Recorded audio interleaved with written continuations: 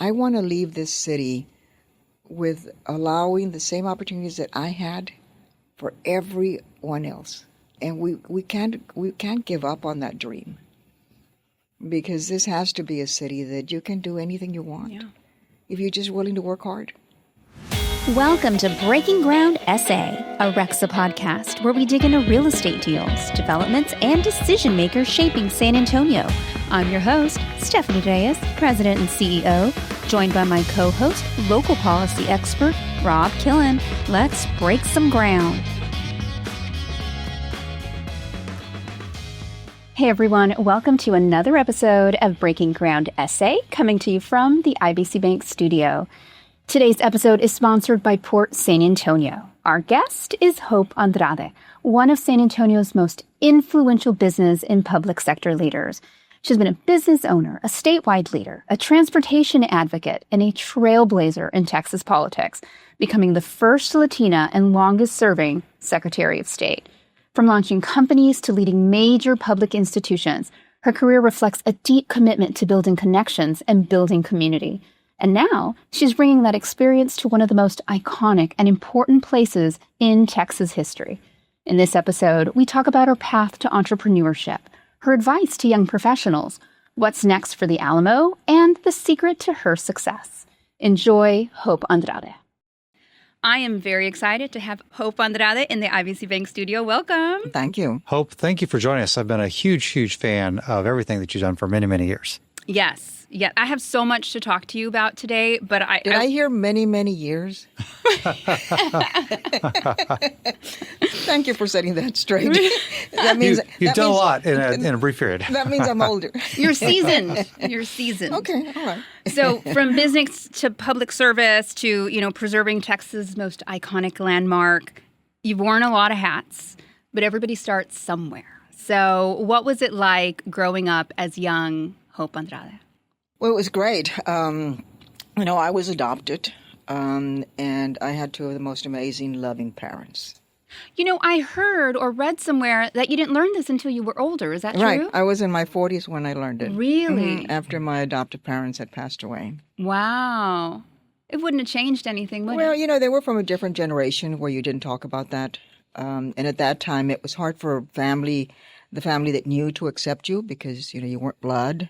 And so I went through that. Really? Yes, I went through that where it was difficult to understand, why perhaps they did. The funny story I tell is that I would be a little girl wanting to play with my cousins when they'd get together, and they wouldn't want to play with me. And so I'd run back in and tell my mother crying that, they didn't want to play with me.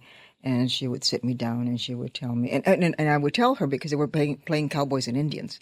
And I said, I even offered to be an Indian. Because, the cowboys carried the guns, right? Yeah.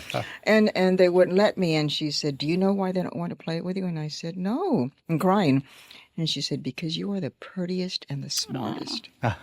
And I say that story because it makes a big difference what mothers tell us. Of course. And so I sat there, I must have been maybe 5 or 6, and I sat there, and where the kids were coming back in and out, I just sat there next to her as proud as could be, because look at me. I'm the proudest, I'm the smartest and the prettiest. And so I always, the reason I said it's because we don't realize as parents how the strong words make a difference in the rest of our kids' lives. Yeah. Great. So, and your parents were Hispanic? Yes, okay. and neither one of them spoke English. So, and you learned to speak English in the first grade. Okay, that's kind of the older generation. I know my grandparents, even myself. My parents. They said speak English. Even though we knew how to speak Spanish, they just said speak English. It's better for you. And now it's changed, right? Yes. It's such an advantage to be bilingual, especially in a city like San Antonio. But they had encouraged you not to do it. Right. Which is just, it's strange. And I mean, I get it. It was it. different times. Different times. So, okay. So what was it like running around? What were you into? Once again, it's the people that I've had in my life that have really affected me in a positive way. In fact, I was just yesterday with somebody that had the same last name that my sixth grade teacher had. And I asked her, I said, are you, did you have an aunt that was a teacher, and Mrs. Pavelka? And she said, well, I don't know, because it was, think about it. As you reminded me, I am older. It was a long time ago. You're not going to let that Way go. to go, Rob. Yes, Rob. But anyway, and I said, she made such a difference in my life. And so, from somebody that came from the West Side and whose parents, were not educated or spoke English, and my father was a gardener, my mother stayed at home, I saw my teachers as role models, as what I might want to be one day. And, Mrs. Pavelka dressed beautifully, walked in, with class. I even would watch her eat her lunch because it was different than mine. And so I always attribute it to the people that have been involved in my life that cared and took me aside to show me things that I had never been exposed to. And these people don't even realize that they're making such an impression. Do you find yourself, knowing that, do you find yourself often kind of trying to take people under your wing or impress other people? Haven't you heard that? I'll meet with anybody that wants to be. I'm a prime example. I mean, I have to say there are 2 times that I've reached out to Hope, and 2 big times in my life that I reached out to you, and you took the time and met with me, and we talked. And it was one when I was moving into this job. And 2, I wanted to go back and get another master's degree, but was expressing guilt of, being a mom who now attention would be taken away, and my son had some medical needs. And you gave excellent advice. And I'm here now, and I got another degree. And so you really pushed me. And I'm always proud of you. To do that. Thank That's you. why I'm here, because you asked me. Not because Rob asked me, because you asked me. Of course. I'm just glad you're giving her great advice. We're so happy that Stephanie's here. So were you a follower or a rule breaker when you were young? I'm not even sure, because I was just so in awe of things that I was seeing that I had never been exposed to, that, I was in a San Antonio neighborhood youth organization that had provided summer jobs, okay? And so I ended up working in the administrative offices at the Robert B. Greene Hospital, University Health, okay? And my manager there invited me to lunch at her home. Oh, nice. Okay. And I walked in, and there was wall-to-wall carpet. There was cloth napkins on the dining room table, things I hadn't been exposed to. And so you see, so those opportunities that people took me places or taught me things have always stayed in my mind, and I'm grateful, and so therefore you pay it forward. So the San Antonio question, where did you go to high school? I went to public schools. My parents moved a lot. And so I don't have that history where, I went to school for 3 years at this one or 6 years for this one, because there was a time that my biological mother had found me and wanted me back. So when she would find me, my parents would just get up and move us. Oh, interesting. So it always was in San Antonio, though. Always in San Antonio. So, I have a number of stories about that. But, the most important thing is that now when I look back, I had parents that loved me beyond love, okay? I married a man at 18. And think about it. At 18, what do we know, okay? All I knew is that he drove a nice car and he was handsome. Was he also 18 or was he older? No, he was 24. He had just come back from Vietnam. Okay. And he was a handsome guy. And everybody. Well, how'd you meet him? I met him at a wedding where he was with one of my dear friends. And I ended up taking him home because she had to leave early and he didn't, and his friends had left him. So I ended up taking him home. And we went to get a bite to eat and just met, and then the next day he was calling me, and I thought, I'm not going to date you. You're with my friend. So anyway, but we didn't get together. He was a smart man, and he learned that to get to me, he dated my parents. Very smart man. Yes. So I'd come home from work because, after school, I'd go directly to a job, and I'd get home at 10 o'clock, and he was sitting there watching novelas with my mother. And he didn't even understand Spanish. I mean, he was Hispanic, but, he didn't grow up in that world. Sure. And I would think, what is he doing here? So he spent a good time with my parents until finally my father said, "Why don't y'all go get a burger together?" You know, Right. and that was the beginning. Did they have an issue at all with him being an older man? No, I think they were happy because, I was kind of overprotected. I was an only child, and although I worked all of my life, I think they were happy that he was, an older man. And I mean, I probably was more mature than he was. Typically the case. Still the case, yes. Yes. So it's the love that I've had throughout my life that I've been blessed with that has made me strong. Did you know what you wanted to do when you grew up? No. No clue. No, all we wanted, both of us were committed to doing better than our parents and helping our parents. Okay. And so, we had full-time jobs. We went to San Antonio College at night. I mean, we were determined that we were going to do better. And both of us had that same goal. That drive. Mm-hmm. What was your first job? Well, at what age? Well, how young did you start working? I probably started working at 13, 14. Okay.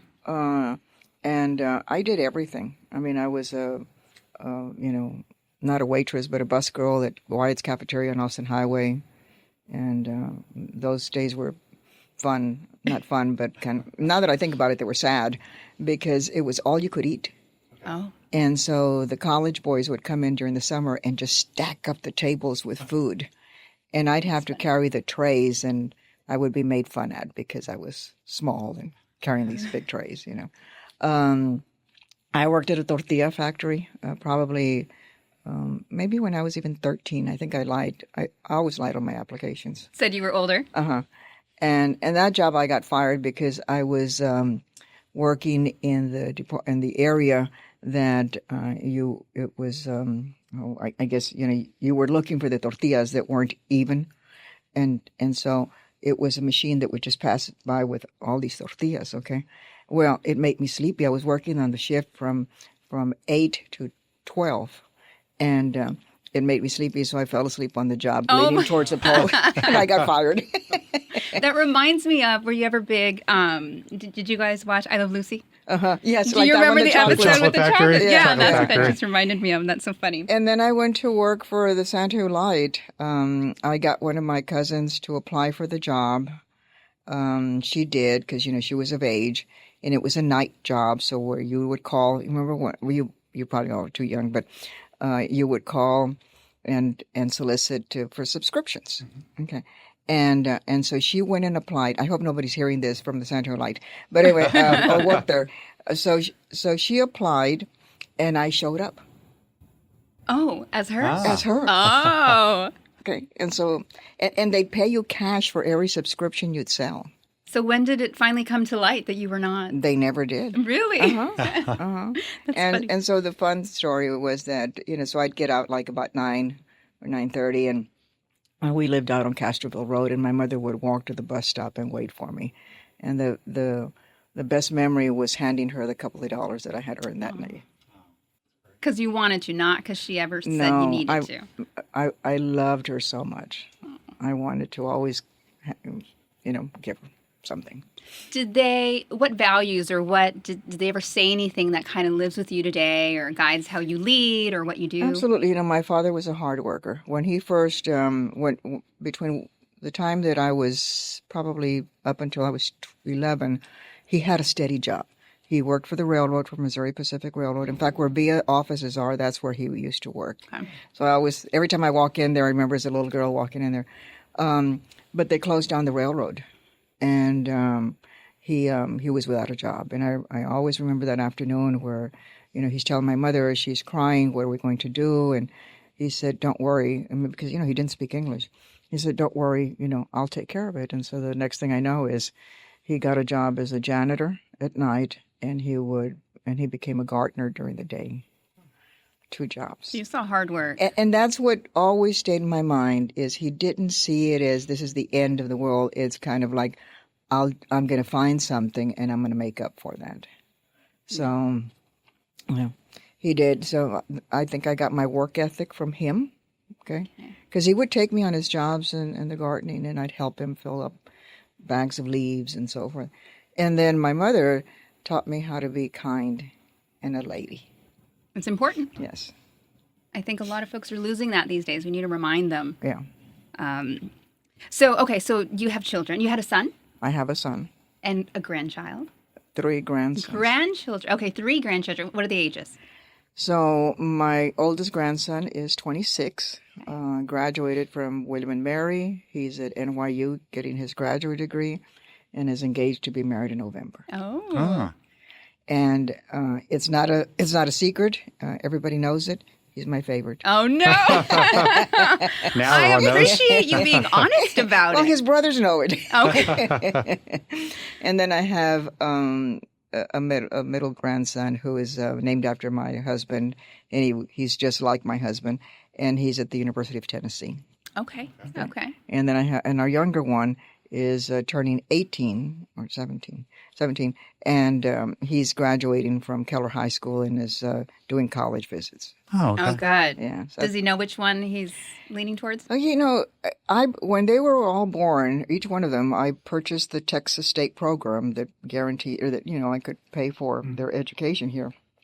None of them have chosen a state school, but I think he's looking at schools in Oregon and Washington State. Interesting. Okay. Okay. Well, when I look at your career, I see someone who's never been afraid of a challenge, right? So, and it's taken some fascinating turns. Did you have a big master plan in your mind when you were little? I want to do this, especially from your experiences of meeting people and watching people. Did you say to yourself, this is kind of the goal and I'm going to work my butt off to get there? Or did everything kind of fall into place? Opportunities came before you and you took risks? My goal has always been to take care of my family. Okay. Take care of my parents. My father got sick. He couldn't work. So that's always been my goal, is taking care of my family.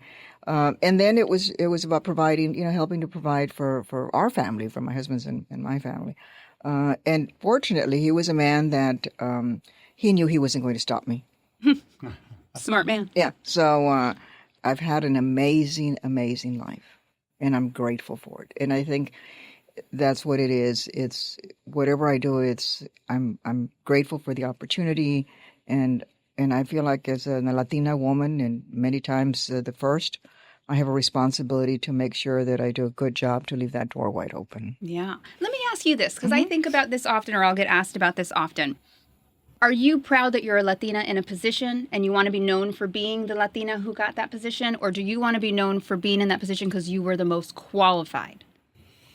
Look, I understand that some of the positions I've gotten have certainly helped being a Latina, okay? Because, you want diversity in your organization or in your state positions. But I never thought of myself as, because I'm a Latina, I got here. I believe that perhaps I did get there because I was a Latina, but I did not stay there and make history in the longest serving. Got it. Because of that. I stayed there because of my work ethic.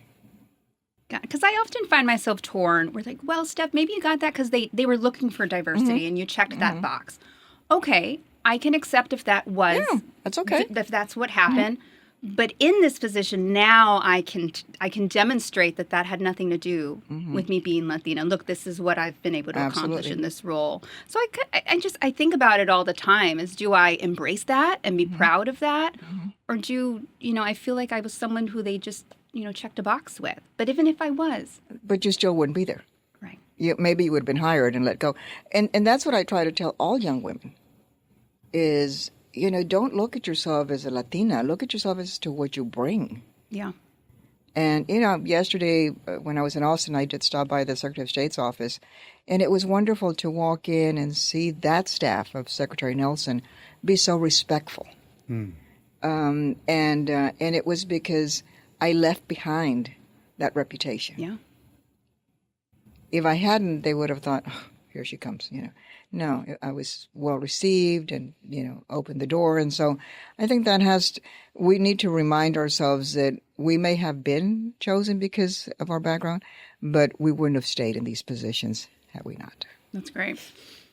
When you were growing up, obviously a lot of your efforts and positions have been political or in government.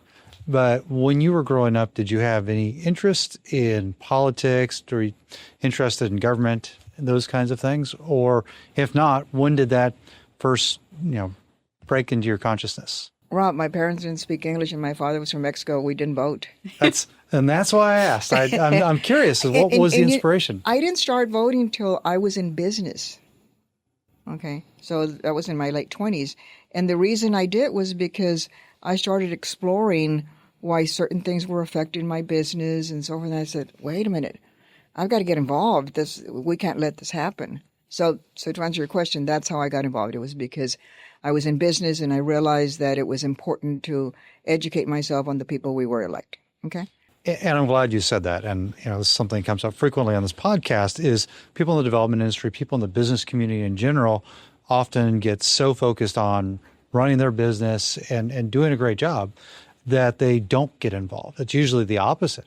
Well, I really don't have time because I've got family, I've got business, I've got all of that.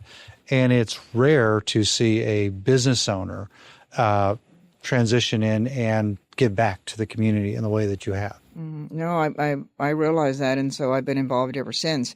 And now I believe that it's our responsibility to make sure that we elect the right people. I've had opportunities to move out of San Antonio, and I never have, and I never have considered it. But I guess I always feel like I want to leave this city with allowing the same opportunities that I had for everyone else. And we can't give up on that dream, because this has to be a city that you can do anything you want if you're just willing to work hard. Yeah. I mean, when I started a business, I think I had 10 no's from a bank. And the last bank that let me sit there for more than 10 minutes, I was like, oh, I think I may have a chance. Why do you think that was? Well, first of all, they'd ask me, where's my husband? Really? Okay, well, think about it. This was back and I started the business in 1979. How do you respond to that? I said, no, he's at work. He's not in the business. But that was a time that was difficult. Yeah. But I didn't give up. Real Estate Council has a leadership development program. Metro Chamber, Greater Chamber, Hispanic Chamber, all of our business organizations in town have leadership programs. And we encourage folks to get involved in the industry, get involved in the business community as well, but also to think about serving as volunteers on boards and commissions, appointments, or even running for office. And you see so often all these people who go through these programs, they're very inspired at the time, and then they get plugged into what they're doing, their careers, their lives, their families, and it's so rare. And so when you're talking to young people and you've been asked to speak, what is it you say to motivate them to get involved and stay involved? Well, if I go back and think, how did I get involved? It was through the chambers. I was a small business owner, couldn't afford to go out there and attend things like that, but I knew reading their newsletters kept me up to date as to what was going on. Okay. So I was kind of grateful because I didn't have the time to go out and find that out for myself. So when I read the newsletters, I would think, oh, okay, well, we've got to support this person or we've got to do this. So then that's how I met people like Rhett McCombs. I mean, I would sit next to them and I would think, oh my God, I'm sitting next to Rhett McCombs. It was kind of like, and I thought, if he only knew what that means to me. Or Charlie Cheever. I mean, with Charlie Cheever, I sat with him, I worked with him on the VIA board. And the first day he asked me for a ride to pick up his car, I thought, I've got Charlie Cheever in my car. Yeah. So you've got to expose yourself. You can't sit in your office, wait that things are going to happen like this. And was I comfortable? Heck no. But I learned. I remained quiet. I watched them, just like I did with the people that mentored me. Is I watched them. Everything they did, they said. I remember watching this woman, I won't say her name, but present. And I thought, wow, I want to be able to present like that one day. But if I hadn't been exposed to that, how would I have known that I wanted to do that? Right. And was I confident in just walking into those meetings? Heck no. I had to prepare myself and talk myself into it. When I applied for Leadership San Antonio, I went to St. Joseph's across the street and prayed before I walked into the interview. So nothing has been like, oh, I belong here. I've struggled with it, but I knew I wanted it bad enough that I was going to do it. Sure. I've heard you say that you consider yourself an introvert. Yes. That's surprising to me because I see you everywhere. And so if I see you kind of quiet sitting in a room, I think you're digesting all the information because you seem like a very thoughtful person. You really think through before you speak up. And I'm telling you, the room will get quiet if Hope's about to make some remarks, right? I love that. I admire that so much about you. The level of respect for you in a room, it's insane. Something to strive for, right? But so when you say you're an introvert, it just surprises me because you're so kind and open and warm. But is that something that's not comfortable for you? But think about it. When I'm out there, I'm really doing a job. Okay. Okay. I see that. I'm working. Okay. I'm either doing a job for my business. I'm doing a job for I'm in a role that needs for me to get out there. My late husband used to laugh at me because when I was in LSA, I used to beg people to let me be the last one to speak. Why? Because I was so nervous. Oh. Okay. And then I went into a job as Secretary of State where I was giving at least 2 speeches a day. And I thought, wow, okay. And so anyway, so my husband and I would be at an event where I was going to be the speaker and so forth. And, my hands are perspiring. My neck is perspiring. He's holding my hand, squeezing. He says, you've done this before. And I said, but each time I get nervous. And I try to explain to someone when they ask me, why do you get nervous? And I get nervous because you've taken the time to attend this event. And I want to make sure that my words make it worth it. So I prepare. And that's where I get, and once I get up behind the microphone, I'm great. I mean, no, I'm not great. I'm not saying that, but I'm comfortable. Got it.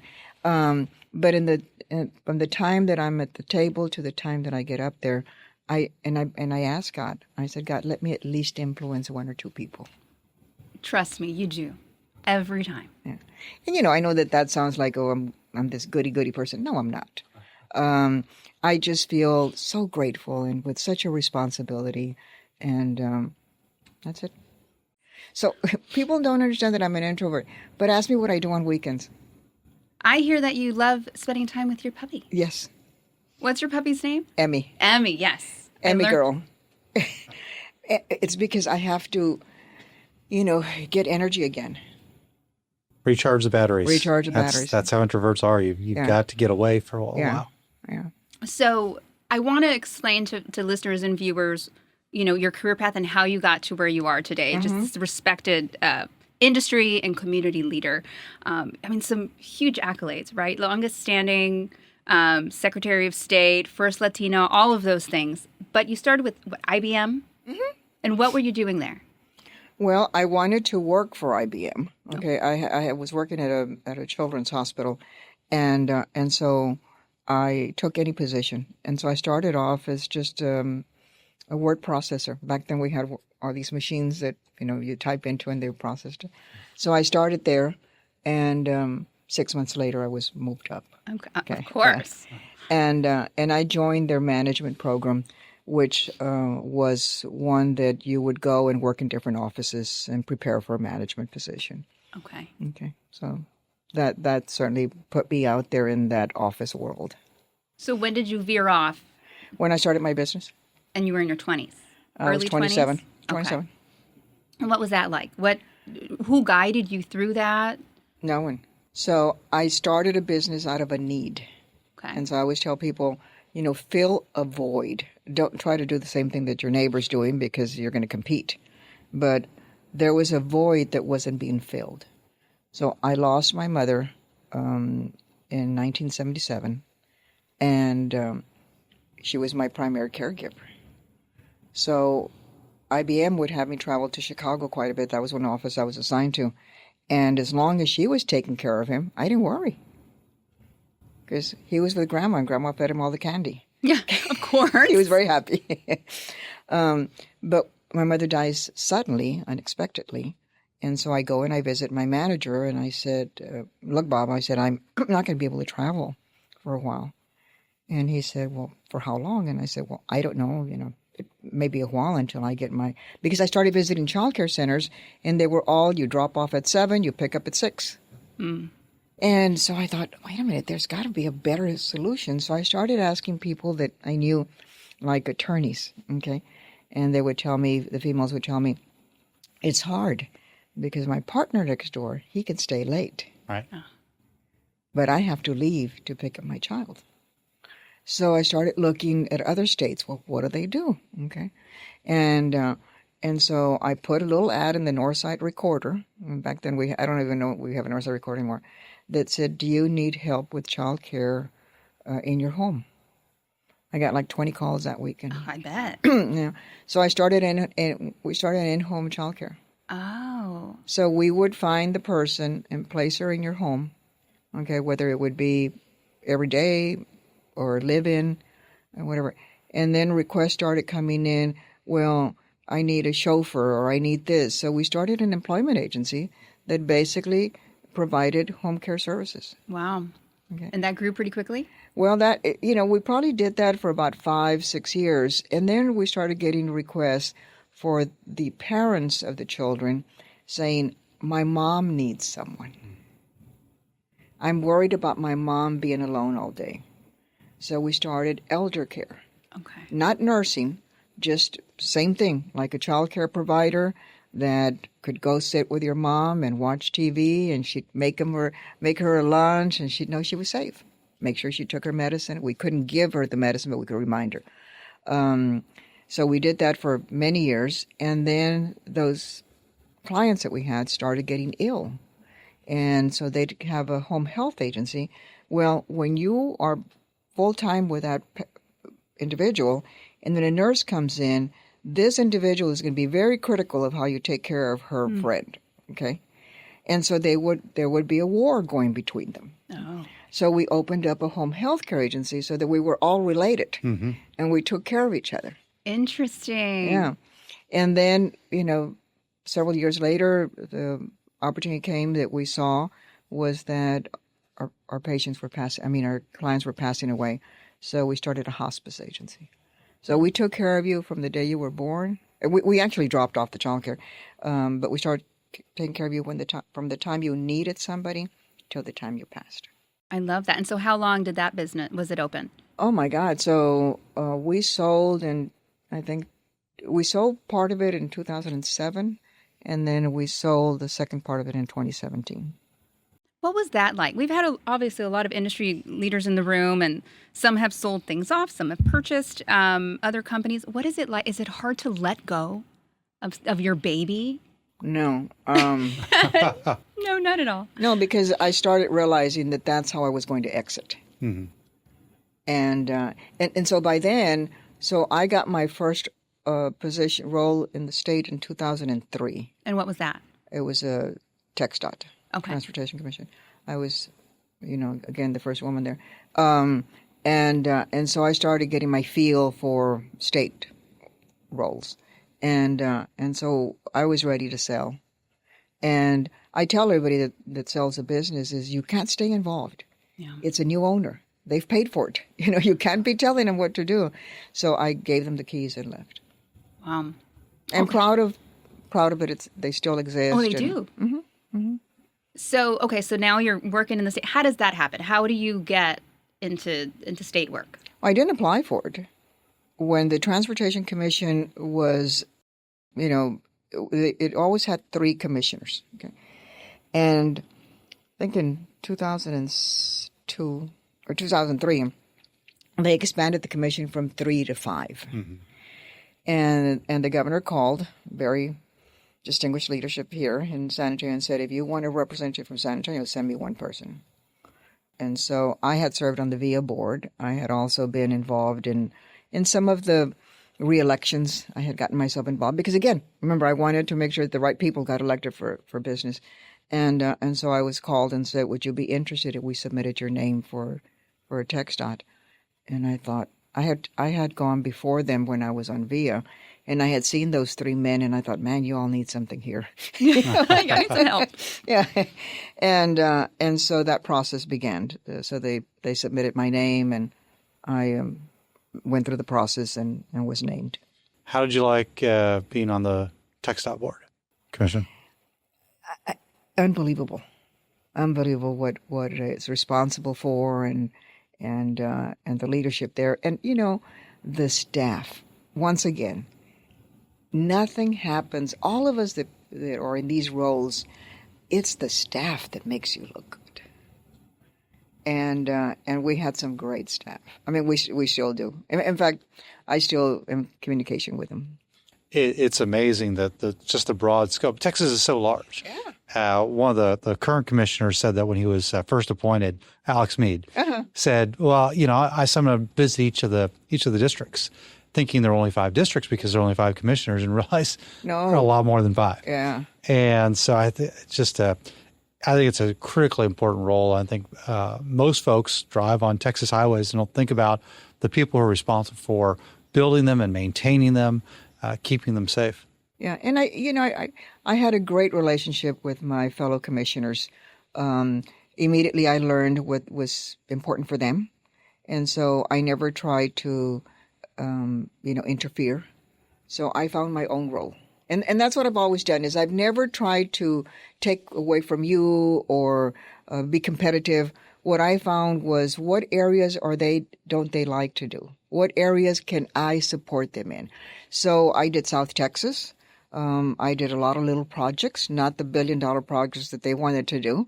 I did a lot of little ones. And my chairman or our chairman was very supportive. I'd call him and I'd say, I'm leaving such and such. They haven't had anything. Can we do something for them? And he says, well, why don't you look at this highway? And I said, I did. And he said, well, let's do this. And I said, well, I did. I said, but that's going to cost us about $50 million. And he'd say, Hope, that's pocket change. Do it. Nice. So I called that town back on my way and I said, we've got you the money. And so it was great working with the smaller communities. I made great friends. And then I was involved in a statewide public transit issue that I helped tremendously. But most of all, I made lots of friends. Our chairman, unfortunately, died unexpectedly. And so I was asked to step in as interim chair. And I did. I was giving a very important request by the governor as to what he wanted done during that time, and I did. I delivered what he wanted. And I guess I left in 2008. The governor asked me, thanked me and so forth. And then a couple of months later, I get a call that says, would you be available? The governor would like to speak with you. And I thought, oh my God, I must have funded a wrong road. Of course, I'm thinking something must have happened wrong. And actually, he called me to ask me to be Secretary of State. What an honor. Mm-hmm. So very different role than TxDOT. And I would say that there are a lot of folks in Texas, the average citizen, who do not know what the Secretary of State does. Neither did I. You just said yes anyway. I said, yeah, of course. But so I think, again, for some of our listeners who might not know, if you could touch on what the Secretary of State does, because it's several different jobs. Many different roles. But I want to complete with what I did at TxDOT. Yes. Please do. I got a ferry named after me. I know. I read that. I Galveston? thought that was In amazing. Galveston. Yeah, it's the most beautiful, the latest with technology. And so, I love that. yeah. I'd argue that's better than a statue. Oh, my God. The christening of it was just awesome. And my grandsons were there and my son was there and Governor Perry was there who named me to these positions. But anyway, Secretary of State, when I came in to visit with the governor about that role, because I was on vacation with my family and had to come back the next day, he said, I want you to be a traditional Secretary of State. And I said, yes, sir. What did I that walked mean? out of there, I didn't know. But once again, I go, I meet my staff. I've got, elections, key, and I came in at a time that we were going to have a presidential election.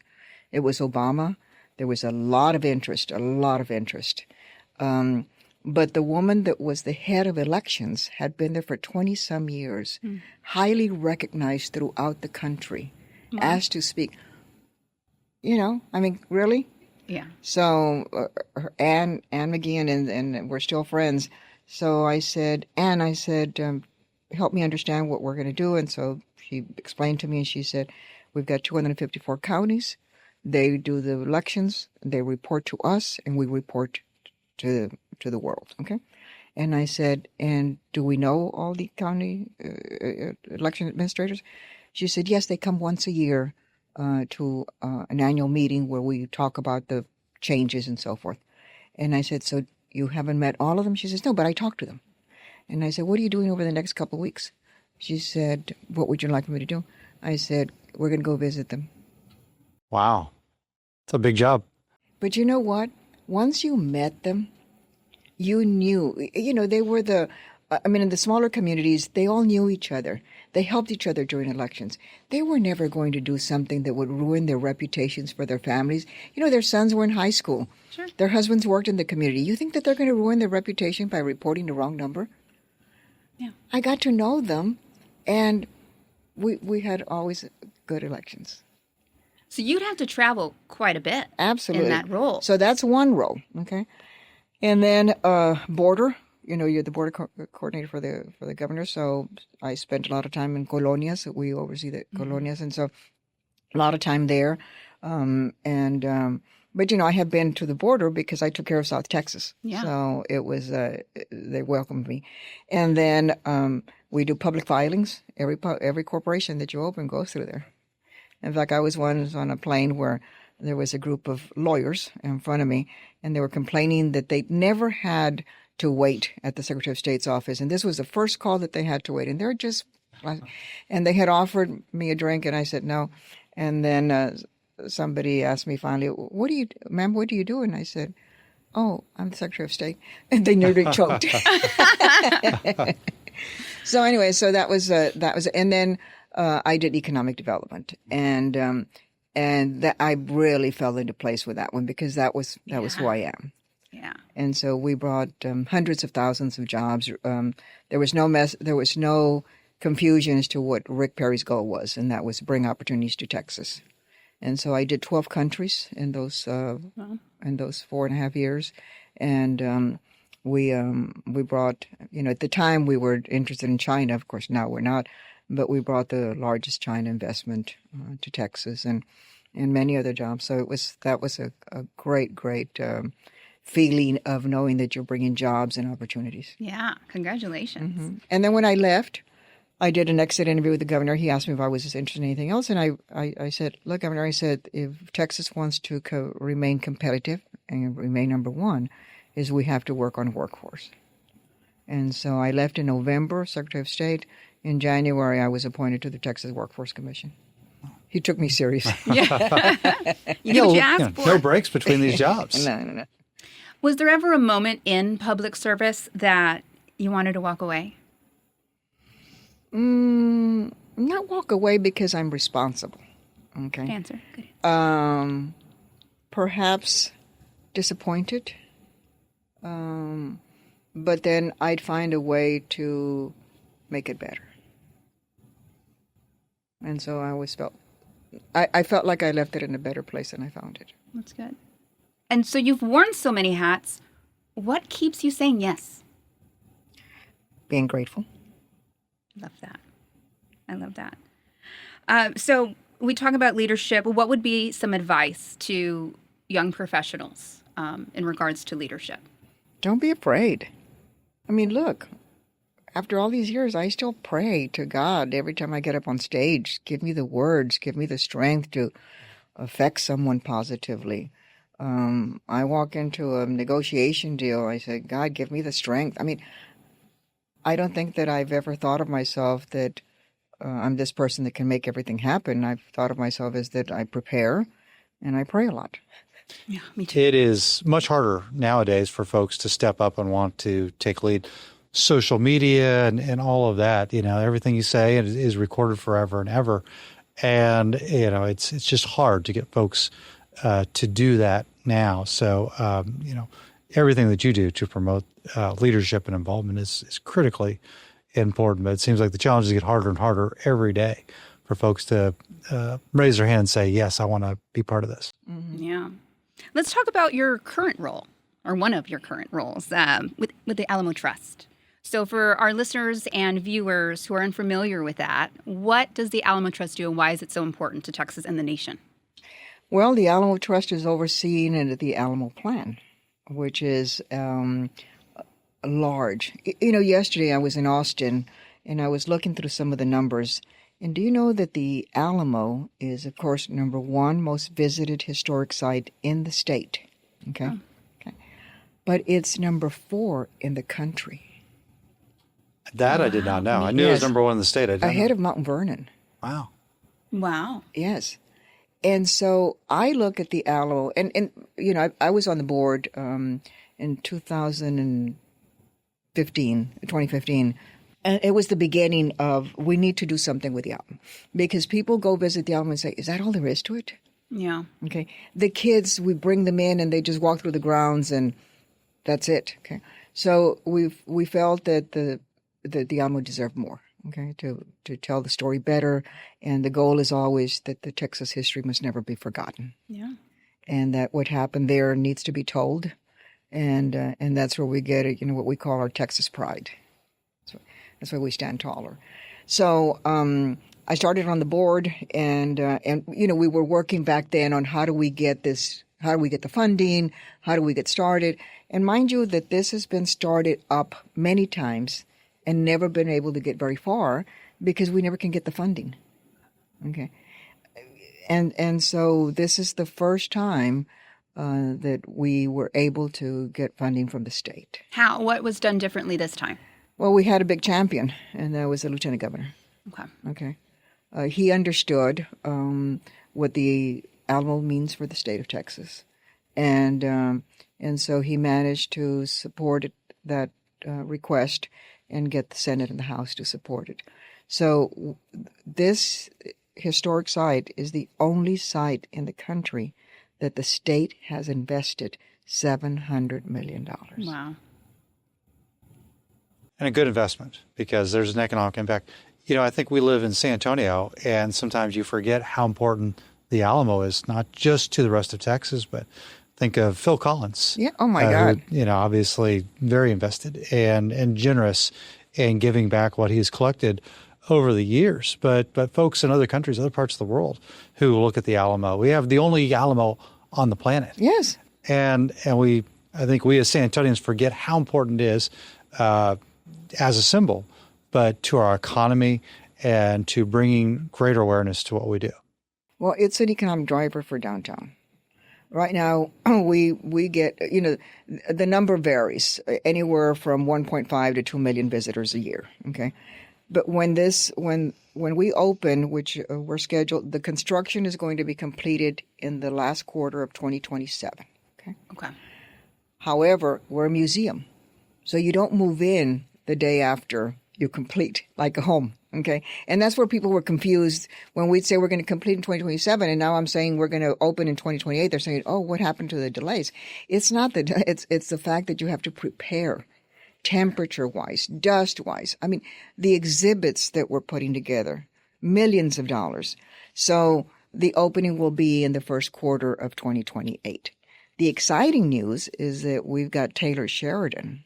Oh. That's going to produce the film in the 4D theater. Oh, wow. Oh, great. Yeah. And he's doing this on his own. So we're so appreciative of him. And so that's the latest exciting news. But once we open, we're expecting that number is going to double. I'm sure. Okay. And so that means that, this is what I'm trying to make sure that our community understands, is that if we get 3 to 4 million visitors a year, it's going to spread. It's going to benefit the whole downtown.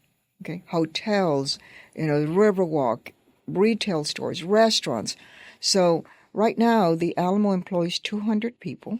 Okay, we have a staff of 200, and we have at least 200 to 250 contractors every day on our sites working. Jobs. And they love it. They're so proud. And they tell me, we'll be able to tell our children that we worked on this project. Yeah. And I want our city to feel that pride. And so, of course, as you know, now that I've taken over, I'm sharing the love of the Alamo with everybody. But it's just an amazing story that we must continue to tell. And the fact that the state, unfortunately, we had a change in leadership, and we'll always be grateful for all the work that this person did. And I think the biggest attribute that I give her is the fact that she put an amazing team together. The staff is amazing. But think about it. You're going to have this site that is going to get, 3.5 to 4 million visitors a year. And that's now no longer going to be saying, is that all there is to it? They're going to be saying, wow. It's amazing. All the mock-ups, I've seen the video fly-through of the new museum, and I think it's going to be amazing. 160,000 square foot event center. Really? That's right, because it's more than just a museum, right? It's really a new asset for downtown. Yeah, we'll have places that you can hold events that up on the top floor, and that you'll be able to look out and see the church. Oh, I love that. So how does all that play into everything else that's being worked on in downtown? You're clearly very involved with the baseball stadium and everything happening with, the sports and entertainment district. Do you see this as a transformational opportunity, like a generational opportunity, and that all just kind of aligned, right? That all of these projects are being worked at the same time? Absolutely. I mean, the fact that we're going to have a baseball stadium on the west side of downtown is very exciting. One of the reasons that I joined that group was because I wanted to make sure that an affordable sport play stayed in town. And now, when I look at the plans, I think the first time I looked at the plans where we're going to have, places for kids and families and beautiful, make me teary-eyed just to think that that's going to be available for us. The arena, oh my God. What do we not want to build for the Spurs? Look at what they did for our city. We had ESPN at the Alamo. I thought that was the coolest thing. Right. And you know what they told us? That it was the best experience they've had of all the places that they've held it. Really? Yeah. So much going on. So much good going on. And I'm a person that I have to hang on to the good and not focus on the bad. I was going to ask the question before you said that, but I'll still ask the question. What do you think are our greatest headwinds, our greatest challenges in all of this excellent work being done downtown? Oh, unity. I mean, I think all of us should, embrace what's going on downtown. It doesn't matter where you stand. It's our city. Let's put all our differences aside. It's a nonpartisan issue. Yes, it's a nonpartisan. It's jobs. I mean, I still remember, once again, Rob, you reminded me of my age, so I'm aging myself here again. But I remember I was 18 when I visited Hemisphere. And you remember it, right? I remember it. It will forever be in my mind. Now, you're younger than we thought because you told us you lied about your age to get your first That's job. right. So I'm knocking 5 years off of anything. And now I'm not having to lie. It's in every newspaper, except that sometimes they get it wrong. But I think our city has to unite and everyone be excited and everyone work together to get this done. We'll all look back and we'll say we did it. Yeah. And the thought that we have differences, everybody has differences. No one agrees completely with each other. It's the goal that we're trying to accomplish. Yeah. And the reality is that how do other cities do it? I mean, look, I've heard that we've got people waiting on the sideline to get the Spurs. Oh, yeah. Ready to roll out the red carpet, Yes. I'm sure. And with all the notoriety that they got, I know. I mean, I believe that this was a preparation for winning the next time. Yeah. So let's transition there a little bit, because you've seen San Antonio evolve from so many different vantage points, more so than lots of other people. And so I'd love your thoughts on a few of the kind of San Antonio happenings, current events kind of thing. Share what you're comfortable sharing. But you've worked with city leaders for decades. What do you think are the biggest challenges facing the current city council? Unity. Okay. We're one city. We're one city. Do you think that you have a role to play in that? No, I mean I support them. I'm trying to build up our city with sports, with Alamo, with businesses downtown. But the politics of it takes them to figure it out. They're the ones that were elected. They took a responsibility to move this city forward, to build it, to protect it, and it's up to them to make it work. And I believe in them. That's good. You're optimistic. I'm optimistic. I believe in them. I hear them, and I'm proud of them. I love that they're younger.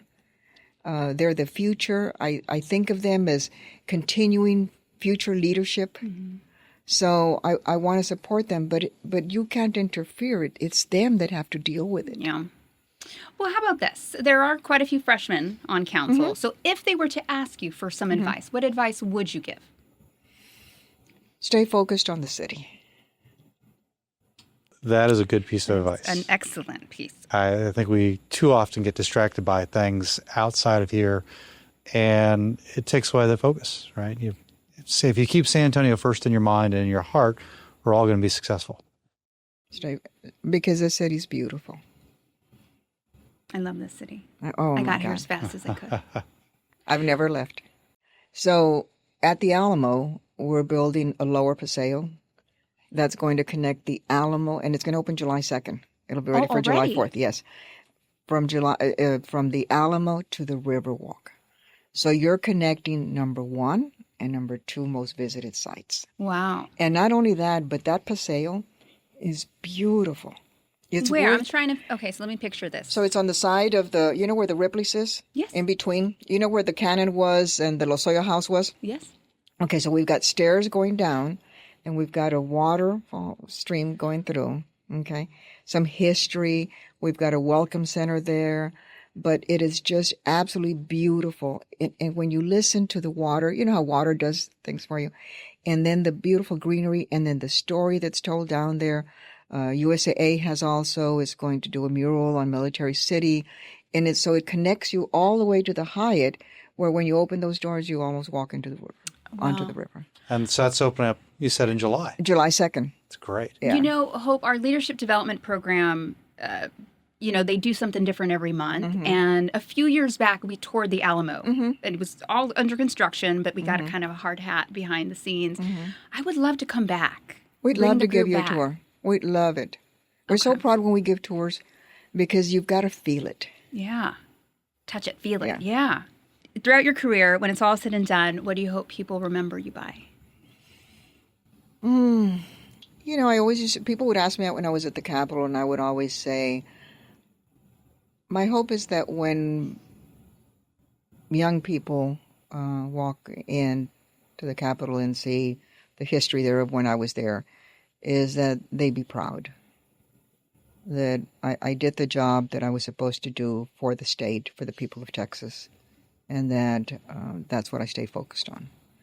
In my city, you have to remember, once again, I'm grateful. I mean, to think of the little girl that people used to make fun of because she was carrying all these heavy dish trays, to become who I've become and then continue to be involved and be offered roles, I'm grateful. That's all I can tell you. What wakes me up in the morning is I have a responsibility to share what I've learned and help my city move forward, because it's for you all. I'll be gone, but it's for you all. And so, and that may sound phony and all that, but it's not. I wish I could say it's for my grandkids, but I don't think they'll come back to Texas. No? Well, if they do, they'll probably go. I mean, my grandson is in the finance world. He'll probably go to Dallas, and the other one wants to be. Anyway, so, but it's not about because it's my family. No, it's about look at what it provided for me. It's different times, okay? So it's going to have to be different. But that continue to be. And that we not be a city that doesn't get along, that we be a city that everybody says, San Antonio has done great things, and they all get along. Yeah. Wouldn't that be beautiful? It would be beautiful. Because right now, I think people see how things are going at City Hall, and it's not good for us as a city, as our economy. None of that. People don't want to invest. I'll tell you, Stephanie, I mean, the truth of the matter is that when I was promoting Texas throughout the world in economic development, the first thing I would hear that companies would do that were considering moving to Texas was they would spend time in that city, look at the news, watch city council, watch the county, because they wanted to know what they were going to walk into. Yeah. And I would be embarrassed if they did that today.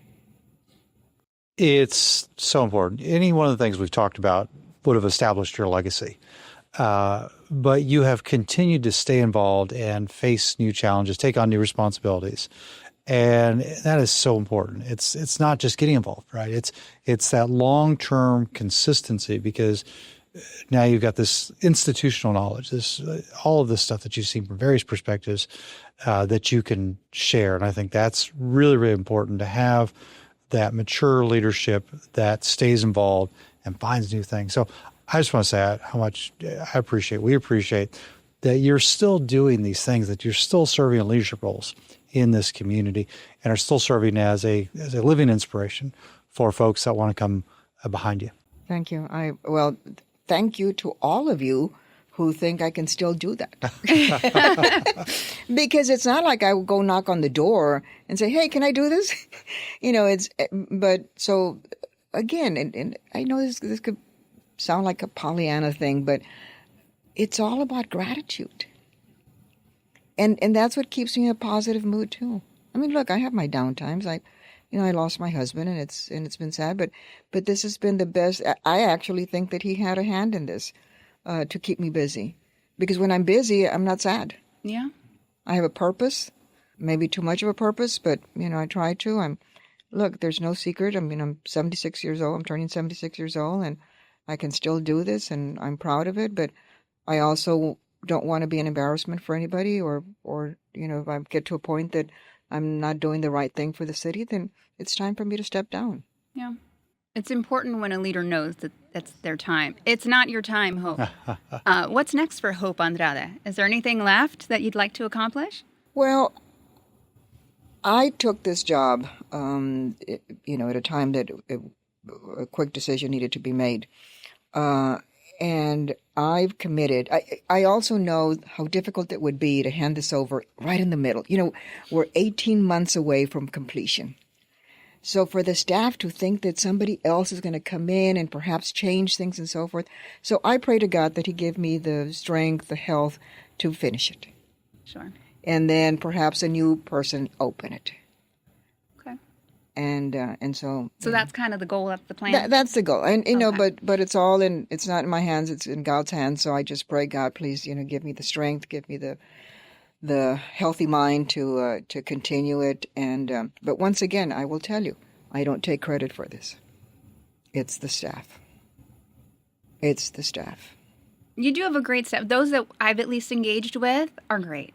And I haven't met the other 200. I'm sure they're just as wonderful. I'm just so impressed with how smart they are. I don't know if you've met Ernesto Rodriguez, who's our senior historian. No. He's been with the Alamo 26 years. Wow. He just got appointed to the 1836 Commission. And every time I heard him, because I've known him for a long time, as I'm not a historian. Don't ask me about the history of the Alamo. I can basically say maybe one or two sentences. But why would I try to do that when I've got experts? Yeah, I can see that. Okay, Hope. We have a fun segment that we close the episode with. Okay. Everything's fun. Everything we do here is fun. Everything's fun. This is extra fun. Look, you even got me to disclose my age. After Rob started, I had to correct it. Okay, so the first thing that comes to your mind. Mm-hmm. So best way to wind down, podcast, book, or TV? Music. Okay. Well, I've got another one on here, so let's go there. If I were to get in your car right now, what song would be playing? Boleros. Oh, okay. By the way, I heard from a few birds, that someone likes to really put her pedal down on the expressway. Oh, where'd you hear that story? I don't know. Take some guesses. Well, ask me what I drive. I know what you drive, so I can see. So is it because you don't realize that you're going that fast? That's my personality. I can see that. Big Red and barbacoa or barbecue and sweet tea? Well, I grew up with barbacoa and Big Red, but then I got scared of the Big Red. So I would say barbacoa, barbecue, and sweet tea. Why did you get scared of Big Red? Oh, because of the red dye or something. Oh, okay. What is something on your bucket list that you haven't done? Learn to swim. You don't know how to swim? Did you just never want to learn? No, remember I was an only child. They had adopted me, and they were afraid that if they threw me in the water that I'd drown. I don't know how to swim. What is going on?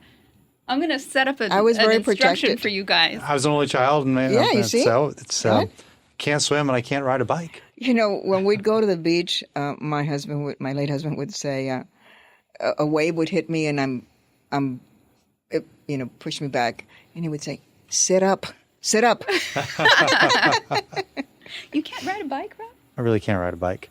We can have a whole segment on that at some point. I can't either, Rob. I didn't learn how to ride a bike till my husband taught me in my late 20s. It is never too late to learn how to swim, guys. But I did learn how to drive 90 miles an hour. I've There you go. heard. You don't need a bike. Heard. Need a bike. Favorite restaurant in San Antonio? Oh my God. It probably would have to be either Mi Tierra or Rosario's, because Rosario's has the best chicken mole. Oh, those are two great choices. If your friends had to describe you in one word, what would they say? Oh, interesting. I agree. What advice would you give your 25-year-old self? Don't be afraid. That's a good one. If you could sit down and have coffee with any historical figure, who would it be? Dead or alive? Dead or alive? Jacqueline Kennedy. Ah. What excites you most about San Antonio's future? Its future. We'll leave it right there. It's a good one.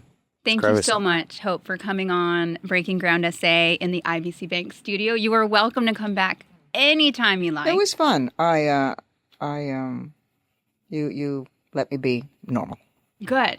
Not a lot of people get the behind the scenes story of some of our most prominent industry leaders, and that's what this podcast is about. Yeah. Getting to know interesting people. Well, thank you. Thank you for Really the great job appreciate you your time do. this morning. Thank you. Yes. Thank you to all the viewers and the listeners.